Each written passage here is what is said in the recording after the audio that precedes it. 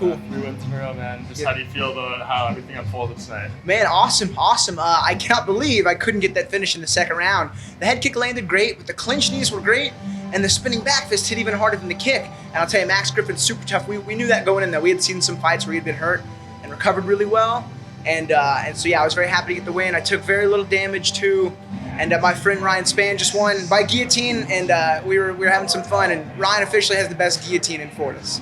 Yeah, really. He sure does, yeah. That's interesting. And I mean, the ball, I know it wasn't a great night for Macy a couple weeks ago, but just Fortis has been killing it this year. And I know you're kind of one of the flight bearers to that gym. Absolutely. Just tell us the vibe right now in the gym right now. Man, it's awesome. I'm more afraid of the backlash from Coach Safe losing than actually losing the fight. So just the accountability that all the fighters there have with like their training and their decision making and their just lifestyle is so extremely important. I always worked hard and trained hard in every fight camp, but to have a coach and a mentor and a leader like making sure we make the absolute best decisions is 100% necessary for success.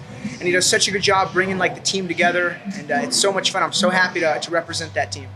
Yeah, I mean, Max had some good moments in the fight too. Was there at any point where you felt like you had to kind of rally back from adversity there, or did it maybe look worse than it was? No, in the third round, I know we were both a little tired. He scored takedowns, but did absolutely nothing with him. He never got to a dominant position, and I was able to get up pretty quick.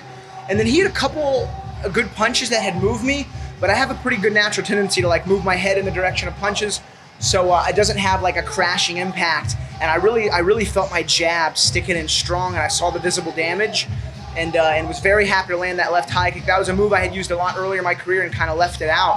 And my coach and I were even joking about it, and I was like, I probably won't throw it. And my striking coach, Matt Wald, and sure enough, I landed and dropped him with it. It was a lot of fun. Awesome. 3 wins in a row, I mean, that's tough to do in this weight class. What do you feel like this does for you in terms of setting up future opportunities? I took no damage. I'm very much so looking to fight early next year. Diego Lima also just won his 3rd fight in a row in Australia, and I actually had gotten matched up with him in the past. He had an opponent for the Carolina card, I think South Carolina, and the opponent had pulled out, and I had filled in the spot, but the fight didn't happen. And he's on a 3-fight win streak. Got a lot of respect for he and his brother, and I think that would be a really fun competitive fight. But there's a lot of names out there I'd like to fight, and I'm curious to see who the UFC is going to give me next. What about Diego Lima draws your attention for a potential fight? Just stylistically, I like the fight a lot, and just watching him in Australia. I actually asked to get on that Australia card. The Jake Matthews, the guy he fought, Diego Lima, or even Luke Gimo or whatever. I would have fought any of those guys, and I was actually booked the week after for this Tampa card, which was much more preferable. It's in the U.S. It's a much easier flight. So again, there's a list of guys I'd like to fight, but Lima is on a 3-fight win streak. I'm on a 3-fight win streak. I think it's a good fight. Why has Fortis been so successful? I mean, you guys have been killing it lately. What about that gym is brewing so much success?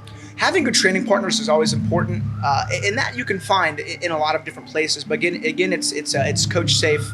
He really brings us together. I don't give away too much info. He gives the absolute best pre and especially good post-training speeches that just gets everyone motivated and pumped. Our private lives have to be very respectful, and he just sets very, very high standards for the fighters, and gives us a very strong purpose, and it's so much fun. And I also own a gym, Gracie Barra Woodlands in Houston.